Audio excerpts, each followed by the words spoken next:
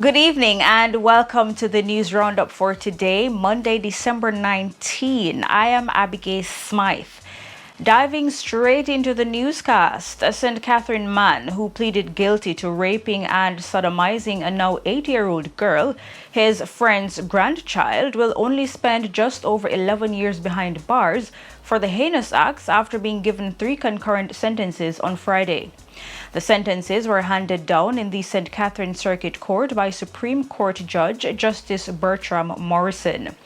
The 26-year-old convict, who was charged on a 5-count indictment for buggery, rape, sexual touching of a child, grievous sexual assault, and indecent language, was only sentenced for 3 of the counts as prosecutors offered no evidence on 2 counts. For the count of rape, the man, who was hauled before the court in 2021, was sentenced to 11 years and 4 months at hard labor, 11 years and 4 months for grievous sexual assault, and 10 years for buggery. Under the sentencing guidelines for use by Supreme Court judges and parish courts, the offenses of rape and grievous sexual assault and conviction in a circuit court attract a maximum sentence of life imprisonment and a minimum sentence of 15 years imprisonment. Justice Morrison, who handed down the sentences, reportedly made it clear that, to his mind, the perpetrator was not deserving of the maximum sentence allowed for a guilty plea based on the fact that the aggravating factors, the age of the complainant, the use of violence, and the impact on the young girl far outweighed any mitigating factor. Justice Morrison further said to sentence the perpetrator to any lesser sentence would outrage the public. According to the facts of the case unveiled before the court, the complainant was taken to the police by her guardian, where she made a report of an incident which occurred in 2019. She reported that sometime in 2019, when she resided with her now deceased mother and grandfather, she was sent to a shop which required her to walk 20 minutes through bushes during both legs of the journey. She said on her way back from the shop, the accused and another man from the same community held her up and took her further into bushes. There, the accused forced her to have sexual intercourse with him, bugged her, and forced her to perform oral sex on him while the other man stood and watched. Both men then left the complainant, who walked home in tears. According to the young girl, when she got home, she immediately reported her ordeal to her grandfather, but he did nothing. She told the police that the men were friends of her grandfather. The complainant was later relocated and placed with a guardian, where she broke down and shared her ordeal. She was taken to the Child Protection and Family Services Agency and a report lodged. Upon arrest and caution, the accused told the investigating officer, quote, "Me do it, miss, me sorry. Me want to tell you what happened," end quote. After giving his caution statement, the accused saw the complainant crying and broke down while apologizing to her in the presence of her guardian.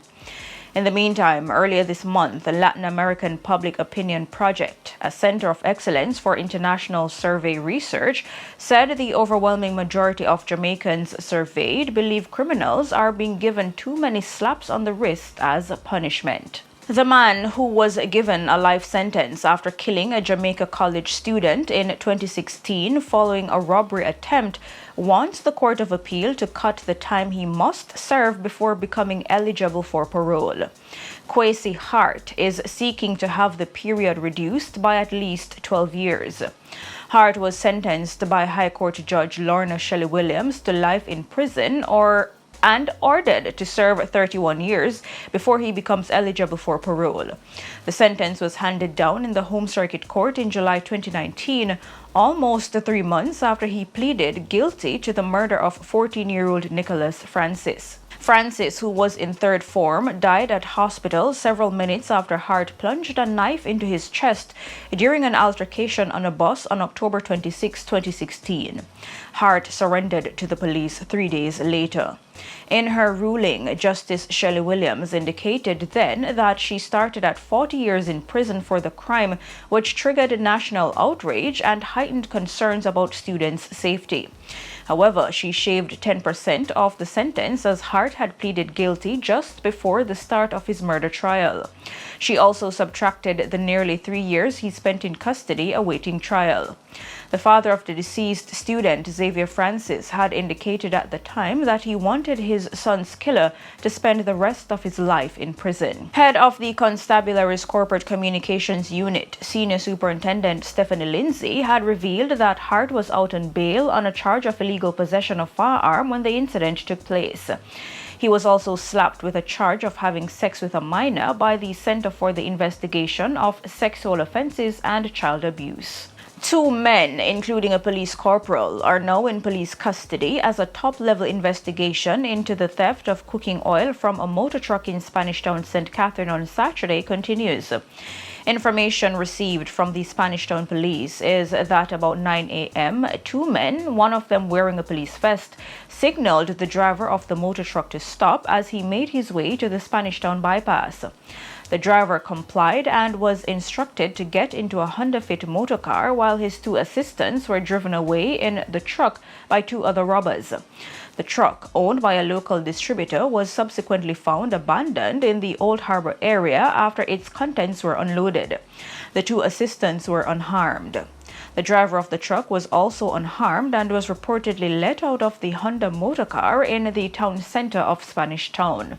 After receiving the reports, detectives immediately commenced inquiries.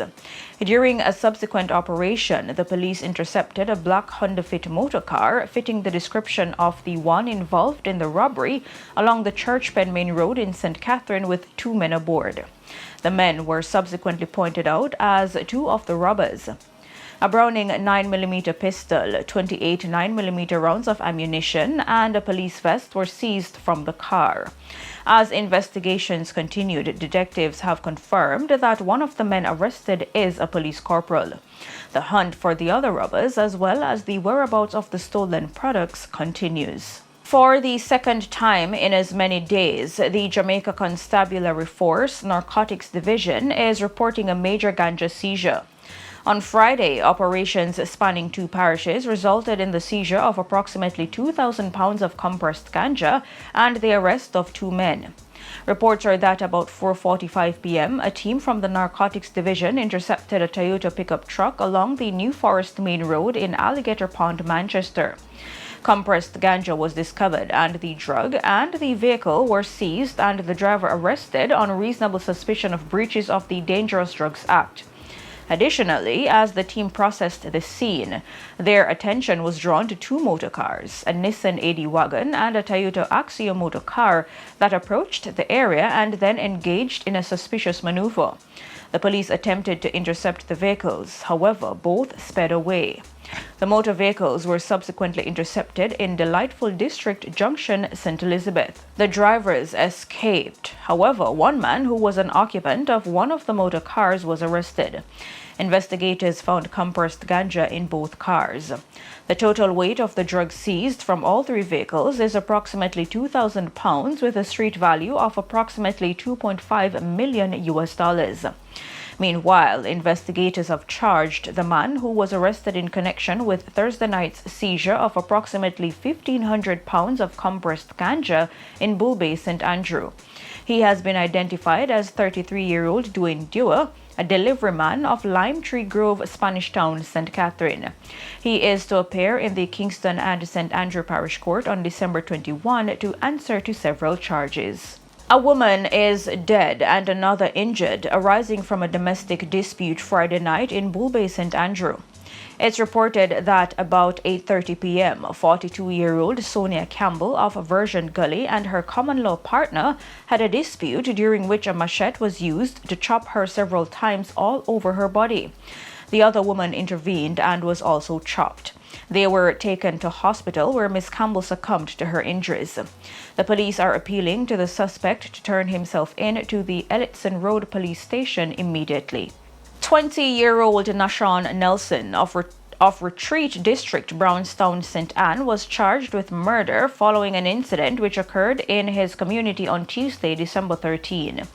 Reports are that about 10 p.m., 25-year-old Daniel Codner of Retreat District, Brownstown, was along the roadway when an argument developed between him and Nelson.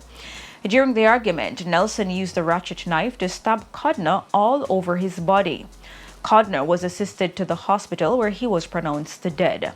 Nelson was subsequently charged on Thursday, December 15, following a question and answer interview. His court date is being finalized. The St. Andrew Central Police are investigating the circumstances surrounding a vehicular crash on Constant Spring Road in St. Andrew early Sunday morning, which claimed the life of one person, with at least 6 others sustaining serious injuries. It is understood that a 17-year-old was driving a Mazda Premacy motor car around 6 a.m. when the vehicle reportedly got out of control and crashed in the vicinity of 33 Constant Spring Road. The teenager who was driving the car is not believed to be the holder of a driver's license. The police say the teenager is in serious condition. 2 days ago, the Road Safety Unit in the Ministry of Transport reported that 457 persons had lost their lives in 396 fatal crashes across the country. Motorists and motorcyclists have been urged to drive within the speed limits and ensure the use of proper protective equipment such as seatbelts and helmets. And Prime Minister Andrew Holness says a state of public emergency might be launched in Manchester if crime continues to rise in the parish. Police presence in the parish has risen following an upsurge in crime in the town of Porus, where a recent robbery left 2 people dead. He is also sending a warning to criminals in Manchester while also assuring citizens that they will have a safe Christmas. The Prime Minister reiterates that a state of public emergency may be deployed in the parish if the crime worsens in order to save lives. New Budget Supplies hardware on Hagley Park Road in St. Andrew was extensively damaged by a fire on Friday night. The fire, which started shortly before 9 o'clock, resulted in an estimated loss of $700 million. Public Relations Officer for the Jamaica Fire Brigade, Emilio Ibanks, says 56 firefighters were deployed in the effort to extinguish the blaze. Owner of the warehouse, Robert Dabdoob, says security guards who were on the property when the fire started reported that the blaze began in a storeroom. Mr. Dabdoob notes that the building was not insured as that process was still underway. He also states that some of the approximately 50 employees might be out of a job following an assessment. In business, the Bank of Jamaica, BOJ, says the total currency in circulation during December is expected to amount to $227.6 billion. The projected currency stock represents a 0.3% increase compared to a 19.1% for the corresponding period last year. The BOJ adds that a total of $211.4 billion was in circulation as at December 9. The central bank states that the forecast is approximately $21.5 billion or 10.4% more than the $206.1 billion in circulation at the end of November, but falls below the 15.2% 5-year average growth rate for the month of December.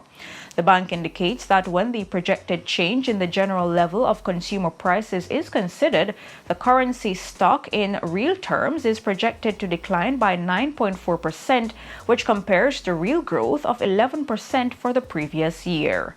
In the region, the Caribbean Development Bank (CDB) Board of Directors recently approved a technical assistance grant to address a growing air transportation crisis affecting the Eastern Caribbean following the collapse of regional airline Elon.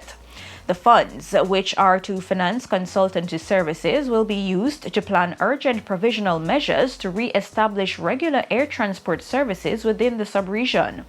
The CDB says the support has come in response to a request from the governments of Antigua and Barbuda, Barbados, Grenada, Guyana, St. Lucia, and St. Vincent and the Grenadines for assistance to examine and address airlift capacity challenges. The airline currently operates about 50 flights a week, 90% below the almost 500 flights weekly it once did prior to the pandemic and before its demise. As a result, the significantly reduced airlift capacity has resulted in a chronic lack of access for air cargo and passengers, also affecting tourism, trade, employment, business, and social relations. And on the international scene, a Twitter poll created by Elon Musk asking whether he should step down as head of Twitter ended early Monday morning with most respondents voting in the affirmative. Musk had said he would abide by the results of the unscientific poll, which began Sunday evening and concluded with 57.5% voting yes and 42.5% voting no. More than 17 million votes were cast in the informal referendum on his chaotic leadership of Twitter, which has been marked by mass layoffs, the re-platforming of suspended accounts that had violated Twitter rules, the suspension of journalists who cover him, and whiplash policy changes made and reversed in real time. After taking over Twitter, Musk dissolved the company's board and its C-suite emptied out. As the sole board director and owner of the company, Musk can appoint the next CEO and also tell that person what to do in the role. And finally, in sports, Lionel Messi led Argentina to a stunning World Cup victory on Sunday, beating defending champions France 4-2 on penalties after an enthralling 3-3 draw over 120 minutes. In a game that will go down in history as one of the greatest, France twice came from behind to send the game to penalties.